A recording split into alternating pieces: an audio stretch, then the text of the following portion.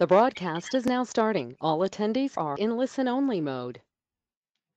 Baik, selamat sore teman-teman yang sudah bergabung di dalam seri webinar kita pada hari ini. Dan hari ini kita akan membahas tentang beberapa data fundamental, terutama untuk non-farm payroll hari ini ya. Dan teman-teman, ini adalah non-farm payroll pertama pada tahun 2025. Ini merupakan data yang dikumpulkan pada bulan Desember ya. Baik, kita langsung saja teman-teman. Oke, sebelumnya saya sampaikan terlebih dahulu untuk disclaimer-nya ya. Dan ini adalah bentuk layanan yang diberikan oleh AFM kepada teman-teman sekalian agar memiliki informasi dan cakrawala dan wawasan serta pengenalan terhadap dunia perdagangan serta beberapa aspek yang mempengaruhi pergerakan harga di pasar. Dan kami sampaikan bahwa perdagangan produk derivatif yang menggunakan leverage itu mengandung tingkat risiko yang tinggi. Oleh karena itu sebelum melakukan perdagangan sebaiknya setelah memperhitungkan besaran risiko yang siap dipertaruhkan untuk membeli kemungkinan. Gunakan leverage dengan bijak karena leverage itu akan membantu kita ketika posisi kita sejalan dengan posisi pasar. Begitu sebaliknya kalau posisi kita berlawanan dengan pasar, sebaiknya mempertimbangkan kembali untuk tidak menambah posisi baru. Baik teman-teman, sepanjang webinar ini berlangsung apabila terdapat gangguan visual maupun audio, saya minta kerjasamanya untuk memberikan informasi kepada saya. Dan demikian juga dari teman-teman, saya minta kerjasamanya juga untuk mengecek kembali layanan yang digunakan atau perangkat yang digunakan apabila terdapat gangguan, sehingga kita bisa sama-sama untuk mengikuti webinar ini dengan baik sampai selesai. Baik teman-teman, mungkin sebagian besar dari kita sudah mengetahui informasi tentang non-farm payroll ya teman-teman ya. Anda bersama saya Adi Pangestu, analis dari HFM, akan memberikan paparan tentang beberapa hal yang berkaitan dengan non-farm payroll dan bagaimana efeknya terhadap pergerakan pasar keuangan. Oleh karena itu teman-teman, saya percaya kalian tahu bahwa data ini merupakan data bulanan ya, setiap bulan dilaporkan. Dan ini merupakan daftar pembayaran upah ya, pembayaran upah non pertanian di luar pertanian untuk mengukur jumlah pekerja yang aktif ya. Dan biasanya data non farm payroll itu berbarengan dengan persentasi atau tingkat pengangguran serta pendapatan rata-rata per jam itu dilaporkan berbarengan ya teman-teman ya. Nah, teman-teman, laporan non pertanian ini ada tidak semua ya, teman-teman. Yang penting di luar daripada pertanian, di samping itu juga untuk rumah tangga pribadi, nirlaba dan wira swasta, serta dinas militer yang masih aktif itu tidak dimasukkan ke dalam data. Nah, data ini dilaporkan oleh Badan Statistik ya Nasional dari Amerika Serikat yang dikenal dengan BLS. Ya teman-teman, ini adalah Biro Statistik Tenaga Kerja yang melakukan survei terhadap pembayaran upah. Dan sebelum laporan non-farm payroll itu biasanya kita akan mendapatkan beberapa informasi dari lowongan pekerjaan JOLT, kemudian ada klaim pengangguran, kemudian ada pembayaran gaji swasta ADP secara elektronik, itu juga dikumpulkan. Kalau dari data terakhir, teman-teman sudah melihat bahwa laporan lowongan pekerjaan itu bertambah dan itu bagus buat perekonomian. Kemudian data klaim pengangguran juga bagus. Yang terakhir ya, cuma kan data klaim pengangguran itu menyangkut penduduk Amerika yang melakukan klaim ya tunjangan sosial, sehingga mereka bisa mendapatkan data berapa sih kisaran pengangguran per satu pekan. Jadi data klaim pengangguran itu per minggu ya. Jadi kita nggak bisa lihat laporan per satu minggu. Jadi harus dikumpulkan sepanjang 4 minggu atau 1 bulan baru kita bagi ke dalam rata-rata 4 minggu atau 5 minggu. Jadi untuk laporan klaim pengangguran memang masih rata-rata di angka 229.000 ya teman-teman. Jadi netral-netral saja ya teman-teman. Jadi kalau yang kemarin memang relatif bagus, agak turun sedikit. Nah, jadi BLS ini akan melakukan beberapa riset ya terhadap terhadap rumah tangga maupun pada institusi ya teman-teman. Nah, seperti yang teman-teman bisa baca di dalam template ini. Oke, jadi Badan Statistik ini memberikan laporan non-farm payroll itu kan setiap awal bulan di minggu pertama ya. Kalau waktunya tidak mepet, maksudnya tanggal awal bulannya tidak jatuh di hari Kamis atau Jumat, biasanya itu minggu pertama. Tetapi kalau awal bulannya itu tanggalnya jatuh pada Sabtu atau Minggu, biasanya dilaporkan ke tanggal berikutnya, entah di tanggal 6 atau tanggal 7 atau tanggal 8 biasanya ya untuk laporan non-farm payroll. Nah, jadi ini dilakukan survei ya teman-teman. Saya paparkan ini supaya teman-teman tahu, bukan hanya tahu sekedar data non-farm payroll, tapi isinya seperti apa ya gitu ya. Jadi ini merupakan hasil riset dari Badan Statistik Amerika terhadap survei rumah tangga dan survei perusahaan ya, atau institusi. Jadi survei rumah tangga melaporkan tingkat pengangguran dan merinci demografi ketenaga kerjaan. Ini sebentar saja ya teman-teman ya. Kemudian segmen perusahaan itu menyoroti jumlah pekerjaan di luar pertanian yang baru ditambahkan kepada ekonomi nasional. Kemudian teman-teman, ini beberapa sektor atau komponen yang dilaporkan oleh Badan Statistik ini untuk survei rumah tangga itu ada tingkat pengangguran secara keseluruhan total, ada yang menurut gender, ada yang menurut rasnya, menurut pendidikan, usia, kemudian alasan menganggurnya apa, kemudian data ketenagaan menurut jenis pekerjaan alternatif, dan tingkat partisipasi. Nah, ini adalah beberapa data yang disurvei berdasarkan survei rumah tangga. Kemudian untuk tingkat partisipasi, ini menyangkut angkatan kerja yang memperkirakan tenaga kerja aktif suatu perekonomian berdasarkan jumlah orang berusia 16 tahun ke atas yang bekerja atau secara aktif mencari pekerjaan dibagi dengan total penduduk sipil usia kerja yang tidak terlembaga. Nah, itu untuk yang survei rumah tangga. Kalau mengenai survei perusahaan, ini adalah beberapa komponen yang disurvei, yaitu jumlah total gaji non-pertanian yang ditambahkan oleh suatu entitas untuk bulan pelaporan. Penambahan gaji non-pertanian menurut kategori industri, barang tahan lama, barang tidak tahan lama, jasa, dan pemerintah.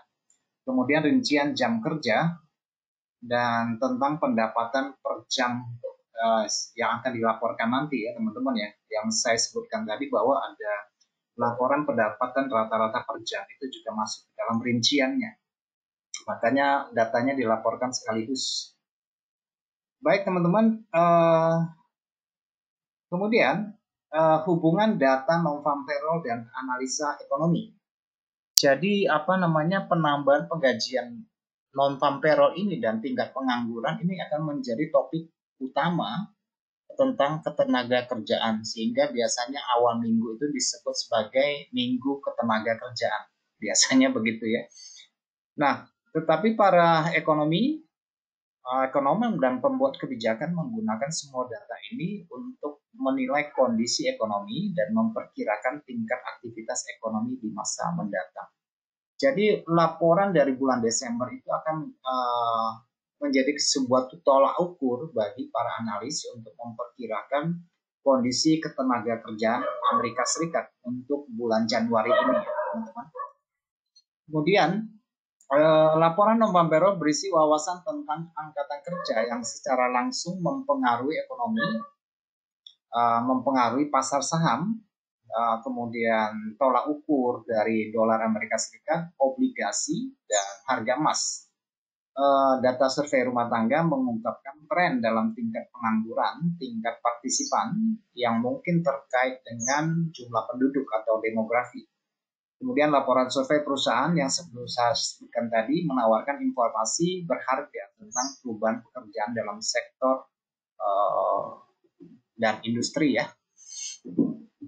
Jadi keseluruhan dari non-farm payroll itu kira-kira kita bisa simpulkan seperti ini, teman-teman.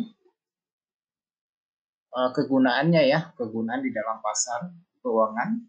Laporan ini berisi data statistik mengenai situasi tenaga kerja di Amerika Serikat yang dapat digunakan untuk mengidentifikasikan tren dalam pertumbuhan ekonomi, inflasi, pembangunan perumahan, GDP, kemudian semuanya itu akan secara langsung berdampak kepada pasar keuangan. Kemudian ini sudah tahu ya, sudah saya sebutkan tadi, biasanya pada pukul 8:30 ini Eastern Standard Time ya, biasanya kurang 5 gitu ya. Jadi kalau untuk jam kita untuk saat ini, kalau saya tidak salah itu jam 8:30 ya, ntar malam. Laporan non-farm payroll bukanlah indikator utama, tetapi memberikan gambaran singkat tentang insiden yang dapat mempengaruhi ekonomi secara keseluruhan. Nah, biasanya data ini digunakan standarnya itu 200.000 ya. Kalau datanya di atas 200.000 berarti sehat datanya ya. Tetapi kalau di bawah 200.000 itu berarti datanya tidak sehat atau negatif. Itu biasa yang dijadikan tolak ukur ya teman-teman ya. Jadi kesimpulannya seperti teman-teman bisa baca, kenapa data ini menjadi penting? Karena non-farm payroll itu mencakup 80% dari jumlah pekerja Amerika Serikat yang berkontribusi terhadap pendapatan bruto negara tersebut ya teman-teman, GDP-nya atau PDB-nya. Jadi ini tidak termasuk pekerjaan pertanian dan pekerja dalam beberapa klasifikasi pekerjaan lainnya. Yang penting ini di luar daripada pertanian, di luar daripada perkebunan ya. Kemudian anggota militer yang aktif juga tidak dimasukkan ke dalam data ini. Kemudian data non-farm payroll dikumpulkan oleh, sudah saya sebutkan tadi, BLS dan disertakan dalam laporan situasi ketenaga kerjaan bulanan. Laporan situasi ketenaga kerjaan mencakup 2 survei, sudah saya terangkan tadi, yaitu survei rumah tangga dan pemerintah, dari survei perusahaan. Baik teman-teman, kira-kira itu mengenai non-farm payroll, supaya teman-teman mendapatkan informasi, tidak hanya sekedar tahu non-farm payroll dilaporkan pada awal bulan. Nah, baik teman-teman, sekarang bagaimana kita melihat prospek dari pergerakan harga ketika non-farm payroll terjadi ya. Saya pikir semua atau kebanyakan trader itu mengharapkan pergerakan yang besar pada non-farm payroll. Kadang-kadang kita juga mendapatkan sebuah pertanyaan, kenapa datanya bagus kemudian harganya tidak bagus. Ada juga yang mengatakan kenapa datanya jelek tapi justru harganya bagus, begitu ya. Sering ya orang bertanya begitu.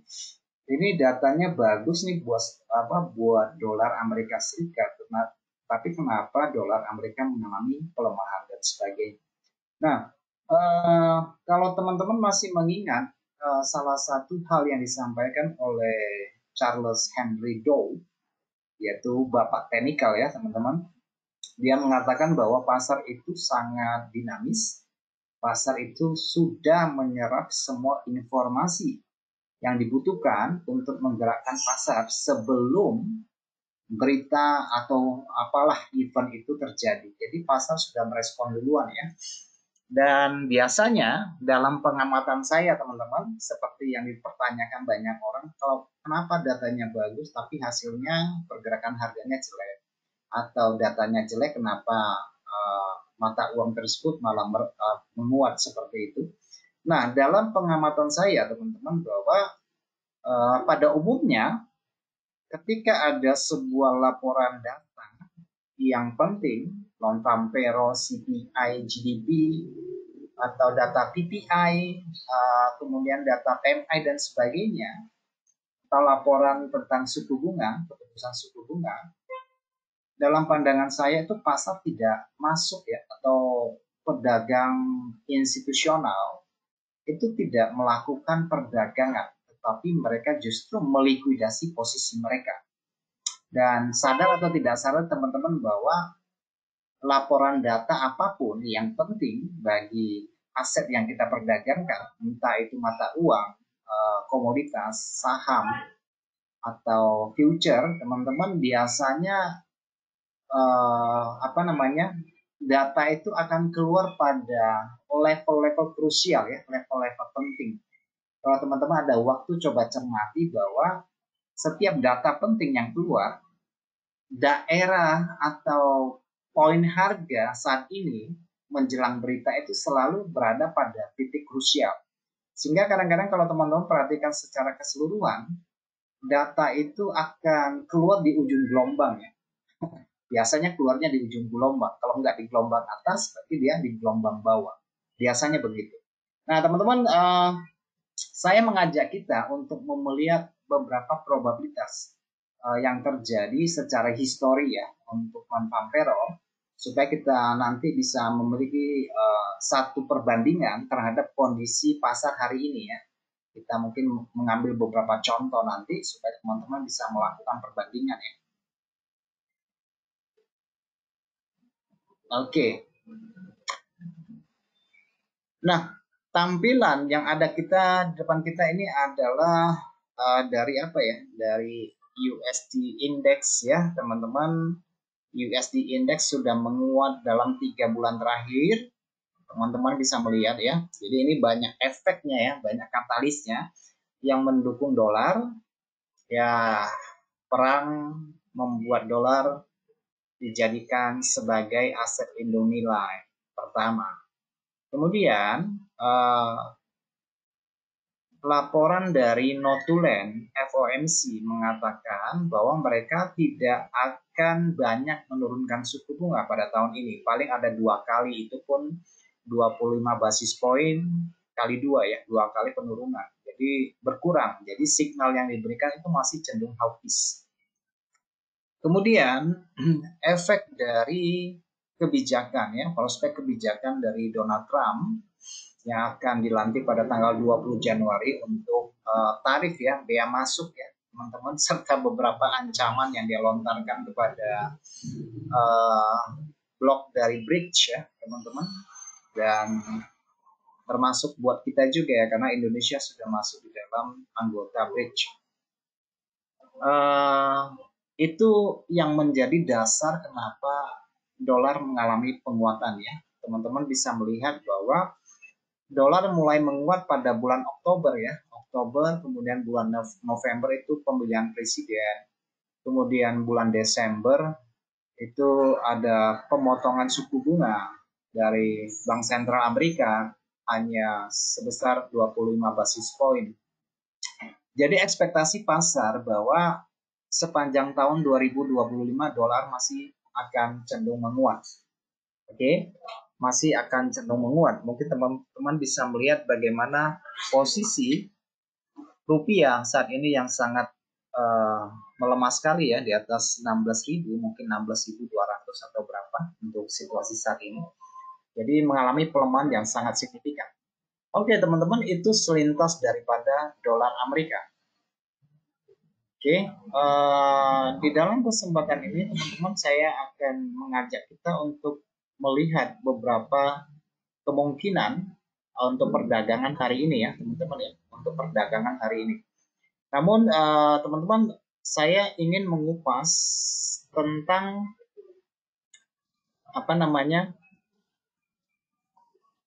Sebentar saya buka chatnya ya. Kita melihat flashback kembali ke history ya teman-teman, ke historinya.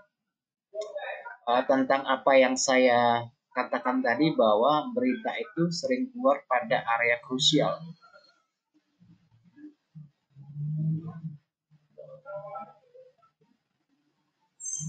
Oke. Nah, data yang teman-teman lihat di sini adalah event non-farm semua yang saya buat dari tahun 2023 ya. Ya, saya cuma dari tahun 2023 sampai 2024. Saya tidak akan mengupas semuanya. Namun dari uh, label harga yang saya beri ya, teman-teman, yang saya beri di sini. Situasi keluarnya data itu berada pada level-level krusial. Oke. Teman-teman bisa lihat di sini di awal tahun 2023 memulai bulan Januari dengan laporan non-farm payroll membawa harga emas bergerak ke atas ya. Ini adalah penerusan tren sebelumnya. Kemudian bulan Februari berada pada titik krusial sesudah terjadi breakout ke sisi bawah ya, memasuki gelombang korektif kembali ke pembukaan Januari. Oke, ini histori tahun 2023 ya. Kemudian di bulan Maret non-farm payroll berada pada titik krusial, dia keluar yaitu di support ya, berada di titik krusial dan membawa tren ya, melanjutkan gelombang lanjutan dari tren sebelumnya. Tren di awal akhir tahun 2023 2022 Januari dia keluarnya di sini. Januari keluarnya di sini ya. Kemudian di bulan Februari keluarnya di atas juga untuk korektif. Di bulan 3 datanya keluarnya di bawah ya, di double bottom ini keluar data non-farm payroll. Berarti ini kan berada di titik krusial, titik penting ya untuk menjadi atau sebagai pendorong dari gelombang impulsif untuk tren bullishnya. Kemudian pada April teman-teman juga bisa melihat bahwa non-farm payroll ini pun sebenarnya keluarnya pada titik krusial. Kenapa saya bilang non-farm payroll pada bulan April tahun 2023 keluar pada titik krusial? Karena kalau teman-teman melakukan perbandingan ke samping, ini merupakan area penting ya, yang saya kasih garis 2 putus-putus. Teman-teman akan mendapati bahwa secara histori ini merupakan daerah exhaust ya, teman-teman, daerah exhaust ya, daerah yang penting. Jadi saya bilang ini level krusial ya, yaitu bulan April ya, dia membawa harga turun sebentar untuk retest ya, dan kemudian di bulan Mei harga juga keluar di daerah krusial untuk membawa tren turun ya, karena sesudah non-farm payroll ini keluar beberapa hari kemudian harga mengalami penurunan dan membentuk penembusan gelombang naik menjadi gelombang turun. Kemudian di bulan Juninya, bulan 6 tahun 2023, dia melanjutkan gelombang lanjutan ya untuk tren sekunderinya, untuk tren birisnya. Selalu di awal bulan kan. Kemudian teman-teman bisa lihat dari bulan Juli keluarnya juga titik bawah di daerah double bottom, membawa koreksi ke sisi atas. Oke. Nah, di bulan Agustus sedikit berbeda teman-teman, karena posisi harga ini berada di tengah-tengah ya. Posisi harga ini berada di tengah-tengah. Maksudnya belum sampai pada titik rendah, juga bukan di atas titik tertinggi. Jadi dia berada di tengah-tengah. Biasanya kondisi ini akan membuat harga itu dari non-farm payroll itu melakukan likuidasi ya. Melakukan likuidasi dari penjualan sebelumnya. Biasanya seperti itu ya teman-teman ya.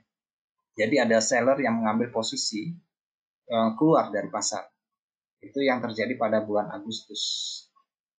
Pada posisi bulan September 2023 juga sama. Kondisinya tidak di titik atas, juga tidak di titik bawah. Sehingga melahirkan non-farm payroll yang dua arah. Ya, pasarnya choppy ya gitu ya. Kemudian sebelum peristiwa Oktober, 7 Oktober, posisi non-farm payroll berada pada titik paling penting, yaitu di angka psikologis 18.000 ya. Teman-teman mungkin masih segar ingatannya di bulan Oktober, karena di situ terjadi tensi geopolitik di Timur Tengah, berada pada titik krusial di angka psikologis dekat 1.800. Non-farm payroll keluar di ujungnya, membawa harga naik. Di bulan selanjutnya, bulan November, non-farm payroll membawa harga turun untuk koreksi. Membawa koreksi ya.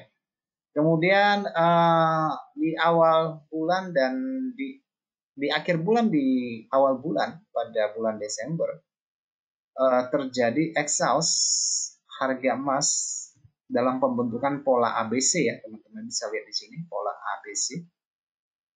Pola ABC-nya di sini ya, exhaust, dan begitu pada hari non-farm payroll, harga melanjutkan tren korektif minor ya, membawa turun pada level penting juga.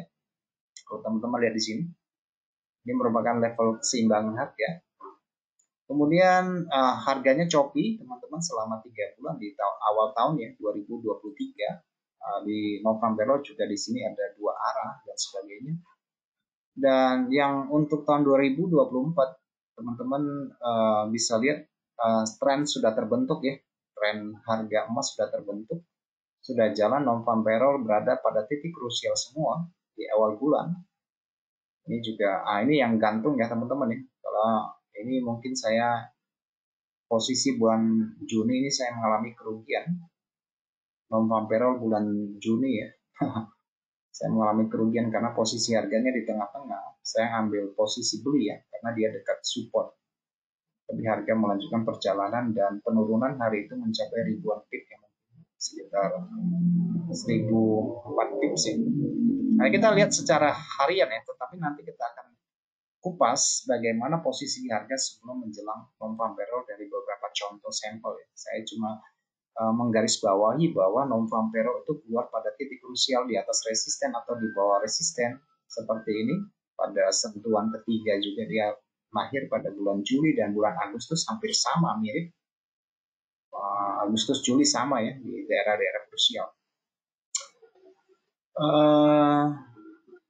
Selebihnya ya di awal bulan ya, mengantar harga, ada korektif dan sebagainya.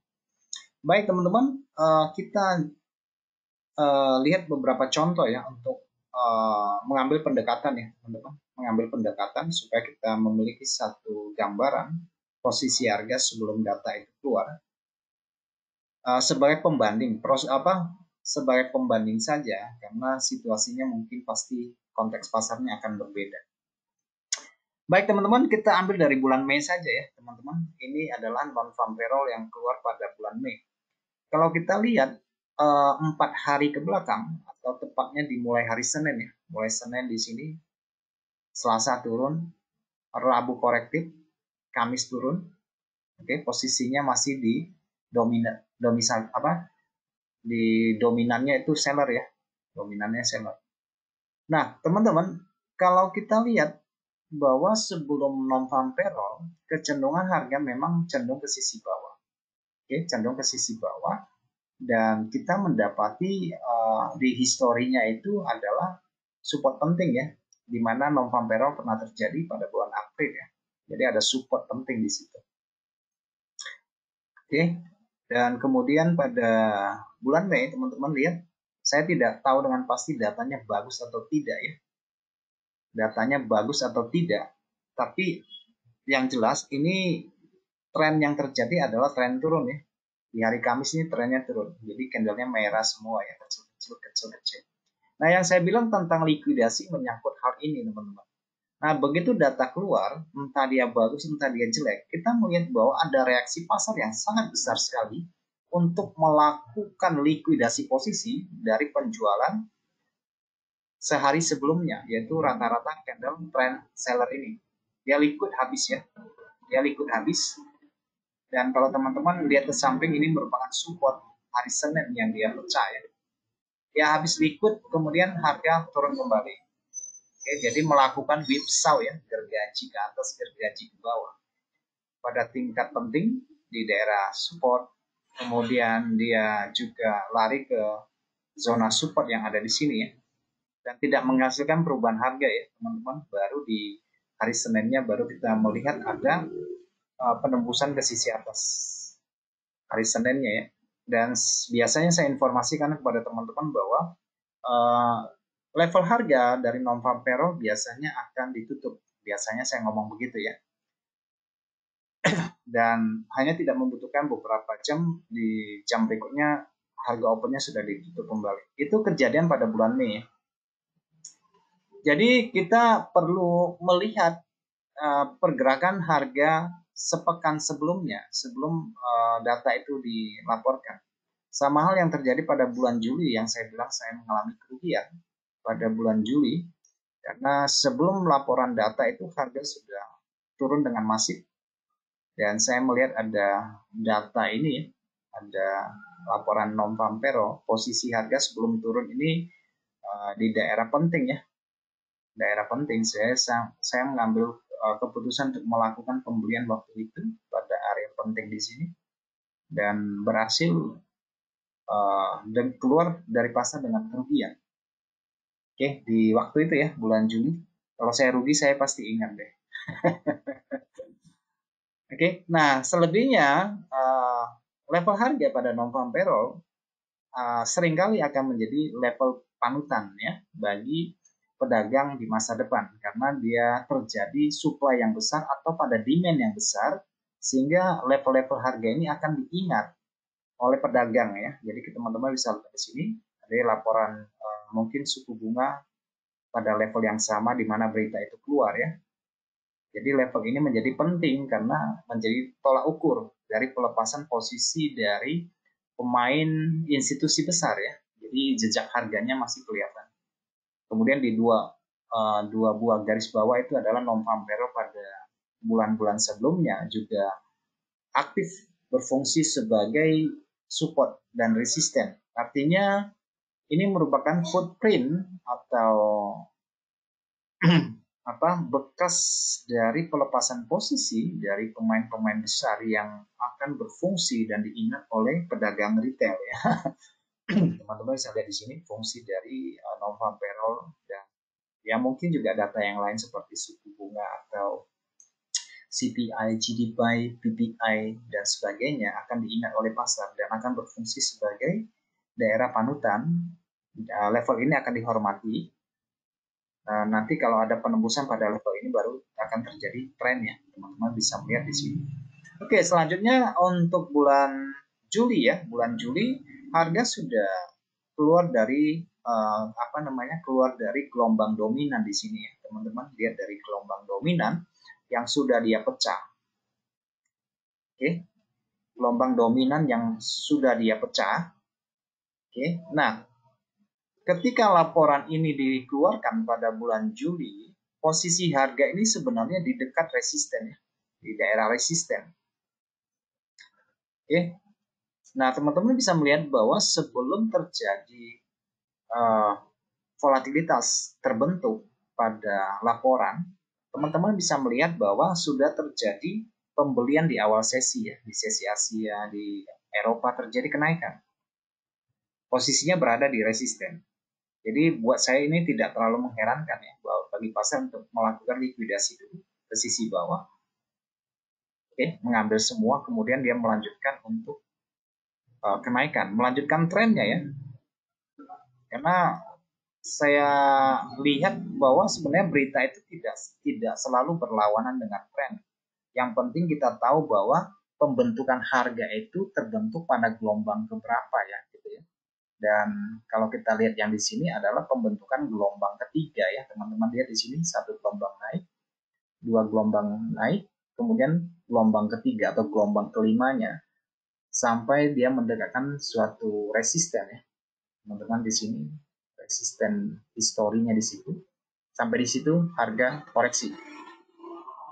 Oke, jadi penting kita juga tahu bahwa data itu keluarnya pada gelombang keberapa.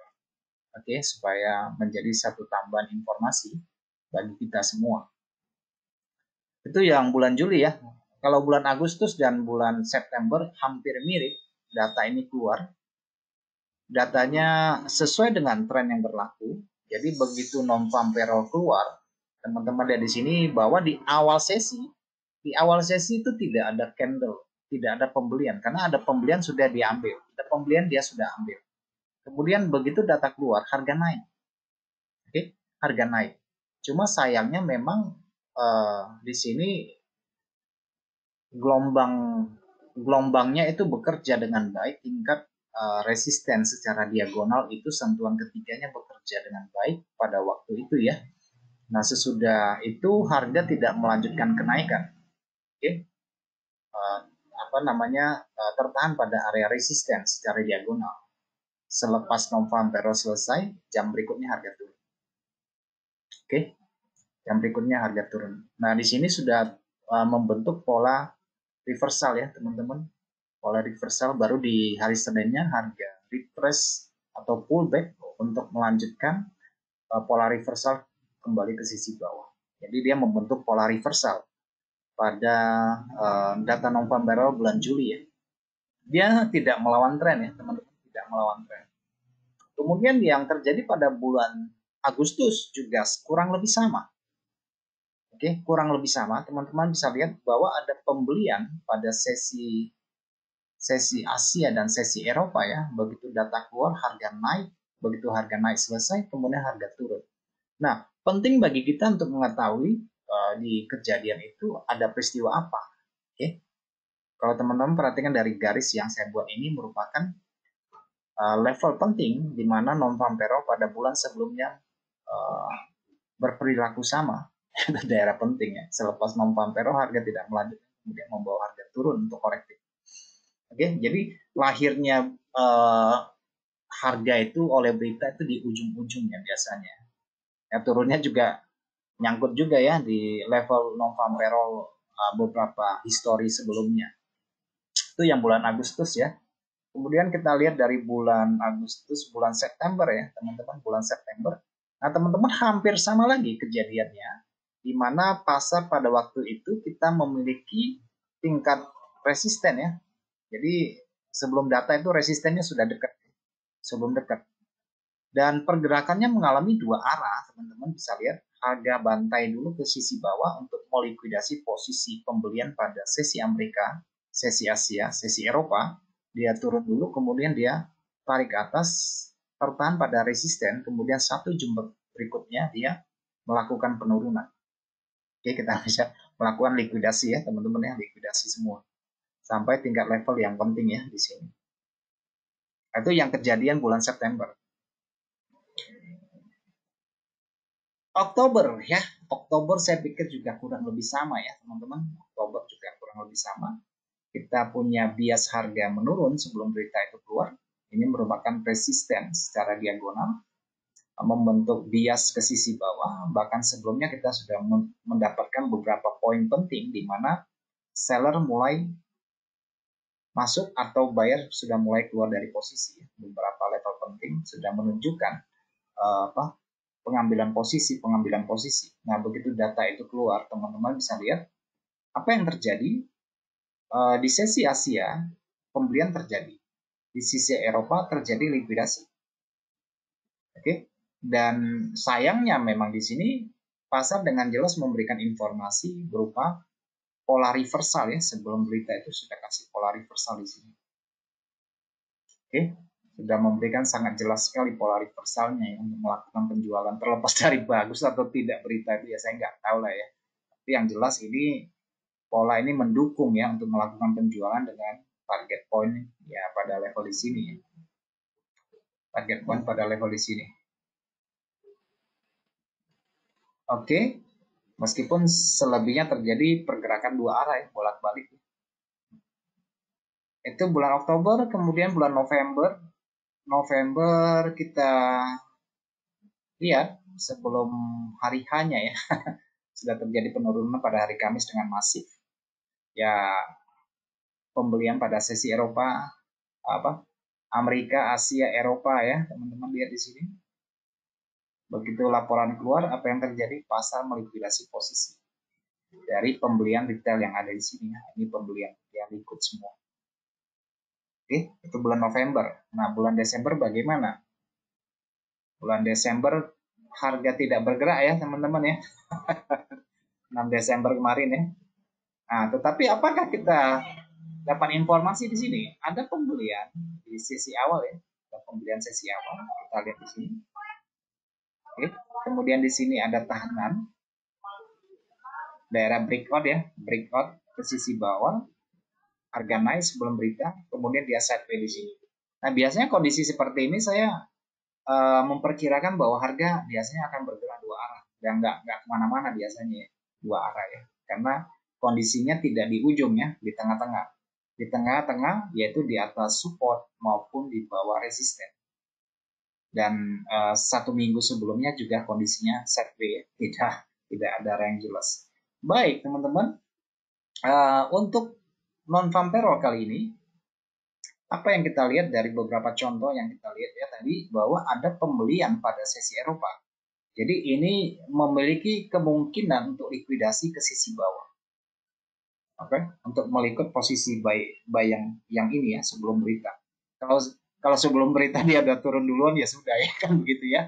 Nah, teman-teman tinggal nanti melihat beberapa level di mana harga start mulai naik, karena seperti saya bilang tadi bahwa secara experience saya melihat bahwa begitu berita keluar orang tidak masuk pasar, tapi cenderung untuk melikuidasi posisi. Nah, teman-teman bisa melihat dari ukuran gelombang yang teman-teman lihat dari sepanjang minggu ini ya, biasnya itu cenderung naik ya, mulai dari hari Senin ya, 1, 2, 3, 4, 5, mulai dari hari Senin di sini. Oke, terjadi breakout pada level di sini, petanda bahwa minat beli lebih besar, likuidasi posisi, pembelian lagi, liquid lagi, beli lagi, beli lagi, beli lagi, beli lagi. Nah, kalau dilihat dari level likuidasi yang terjadi, maka level di sini akan menjadi level yang penting. Oke, itu adalah untuk calon likuidasi posisi dari pembelian 2 hari sebelumnya, itu di hari Kamis dan hari ini ya. Jadi kalau terjadi penurunan, selain mungkin tertahan pada level di sini, dan penerusan perjalanan ke sisi bawah, karena saya melihat bahwa posisi harga membentuk rising wedge ya.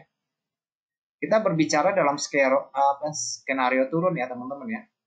Kita berbicara dalam skenario turun terlebih dahulu. Jadi level ini menjadi penting banget ya di sekitar 2650. Level 2650 ini menjadi sangat penting. Karena di situ harga yang belum mengalami likuidasi. Belum ada likuidasi posisi ya di level itu. 2650 ya. Itu penting di situ. 2650 ya. Karena ini belum ada likuidasinya ya. Mulai naik pada hari sesi Amerika akhir menjelang penutupan. Kemudian Eropa bawa naik. Amerika bawa naik. Eropa bawa naik. Dan dia mendekati level penting 2680, dan itu juga merupakan trendline secara untuk apa ya, untuk format segitiga simetris. Oke, saya tidak mengatakan bahwa harga nggak mungkin naik. Nah, secara bias kita melihat bahwa ini cenderung naik. Oke, secara data kita melihat data harga ini menunjukkan harga cenderung naik. Saya nggak mengatakan bahwa ini turun ya. Tetapi kalau teman-teman perhatikan bahwa harganya itu cenderung mengkerucut ya, naiknya kemudian turun, naik kemudian turun, naik kemudian turun. Oke, mulai mengkerucut sehingga kalau kita tarik secara trendline ya teman-teman ya, dari level range harga memang ada probabilitas pada level di sini terjadi likuidasi posisi ke sisi bawah. Ada ya, kemungkinannya itu ada, terbuka. Oke, kemungkinannya itu terbuka. Tetapi kita juga tidak boleh memungkiri ternyata nanti harga melakukan kenaikan pada sisi atas. Kenapa demikian? Karena penembusan pada trendline ini, dia punya kapasitas untuk ke level harga 2700 atau 2720, dan itu merupakan level kunci. Oke, itu merupakan level kunci ya teman-teman, bisa lihat di sini. Ini merupakan level kunci. Oke. Nah, apakah akan terjadi penurunan, saya mungkin melihat skenario untuk likuidasi posisi terlebih dahulu. Maksud saya mungkin turun lebih dulu ya, untuk melakukan likuidasi posisi. Terlepas dari bagus dan tidak, memang harga emas itu tertekan oleh resistensi dari beberapa berita ya tentang inflasi, suku bunga. Harusnya itu saat ini yang kita lihat ini tidak memiliki tren yang baik, tren yang tidak sehat. Nah, apakah non-farm payroll hari ini bagus atau tidak? Tapi secara forecast, ya secara forecastnya teman-teman ya, secara forecast itu dari 227K yang teman-teman lihat di sini, 227K itu forecastnya menurun ya, 164.000. Tetapi saya tidak mau berdasarkan hasil datanya, teman-teman. Kenapa saya bilang? Karena saya nggak terlalu percaya sama data ya. Saya hanya percaya sama pergerakan harga yang terlihat oleh mata. Itu yang saya percaya. Dan kalau teman-teman lihat, meskipun ini bukan forecast yang pasti akan terjadi, namun kalau teman-teman perhatikan dengan jeli, ketika terjadi penembusan gelombang ke sisi atas, teman-teman hitung sudah berapa kali gelombang ini terbentuk. Mulai mengkerucut. Yang menjadi pertanyaan dasar, apakah sisi resiko yang tersedia lebih besar membeli atau lebih besar menjual? Itu saja ya teman-teman ya. Terbuka ya kita ya lihatnya ya. Lebih besar resiko membeli atau lebih besar resiko menjual? Tapi saya tidak memungkiri ya teman-teman bahwa ada kemungkinan dua arah ya. Meskipun saya lebih mungkin secara opini saya lebih melihat ke sisi negatifnya daripada sisi positif. Karena beberapa pengalaman memberikan informasi seperti itu ya. Tapi itu tidak mengandung saran, tidak mengandung kebenaran dari pandangan pribadi saya teman-teman ya. Itu harus teman-teman bisa membedakan pandangan saya dengan skenario trading teman-teman. Itu jangan disamakan ya. Nah, ini posisi harga penting sudah sampai ke 2680 ya. Kita lihat. Nah, secara persesi teman-teman, yang bisa saya informasikan kepada teman-teman, pada penurunan di 13 Desember. Penurunan pada 13 Desember, tentu saja ini yang membawa harga ini adalah sesi Eropa. Sesi Eropa yang membawa turun. Dan perlu diingat bahwa pada rilis data berita non-farm payroll, sesi Eropa itu belum tutup ya. Meskipun memasuki pembukaan Amerika, tetapi sesi Eropa belum tutup. Nah, teman-teman, kalau kita korek tentang peletakan dasar dari harga pada tanggal 13 Desember, sesi Eropa itu dimulai daripada candle ke-8 dan ke-9 ya. Jam 6, jam 7, jam 8, jam 9, jam 10, jam 11, jam 12, jam 1, jam 2. Jam 2 ini di candle merah ya, teman-teman. Saya kasih garis supaya teman-teman bisa lihat.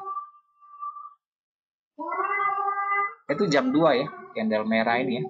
Itu jam 2, itu sesi Frankfurt di harga 2689 atau 2690 lah ya, kita ambil genapnya.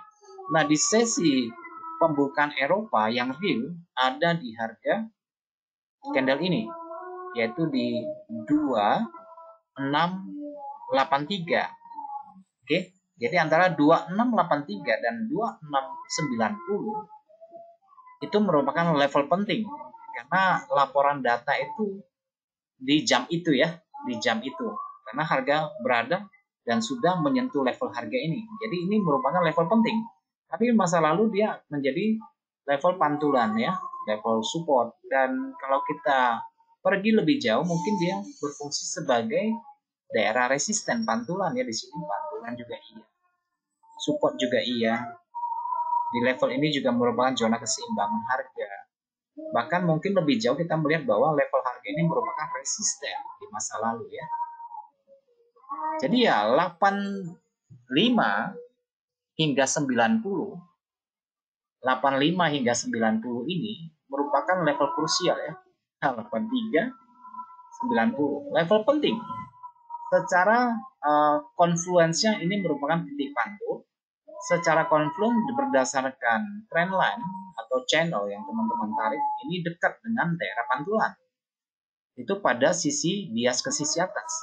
Pada bias ke sisi bawah, teman-teman kalau menarik trendline di sini, ini juga merupakan zona pantulan. Jadi ini cukup kental ya, daerah yang penting banget ya, daerah krusial. Oke, daerah krusial. Jadi penembusan terhadap level ini ya akan mengantarkan harga pada sisi atas di sekitar 2700 atau 2720 nantinya. Oke, tetapi kalau level harga ini yang saya bilang krusial, ini penting dan dia bekerja maksimal bisa menghalangi dari pola rising wedge yang terbentuk, dan ini saya yang hitung-hitung ini merupakan 5 gelombang ya, saya cuma hitung kira-kira aja ya teman-teman ya. 5 gelombang ya, 1, 2, 3, 4, 5 ya. Jadi ya ini level kunci. Sekarang ini 2683 hingga 2690 saya ambil netralnya. Ini level kunci. Oke, level kunci. Sehingga dari posisinya yang saya lihat pembelian yang belum di liquid ya. Dari teman-teman bisa lihat di sini dari sepanjang pembelian ini. Oke, yang belum ada masih segar ya, maksudnya masih segar, belum ada likuidasi, belum ada disentuh, belum ditutup ya, kira-kira. Ini bisa menjadi zona likuidasi dari non farm payroll ini pada bergerak ke sisi bawah. Oke.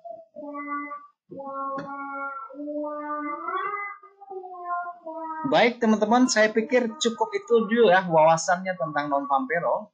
Mungkin nanti kita akan berjumpa kembali di dalam sesi layanan dari platform yang lain.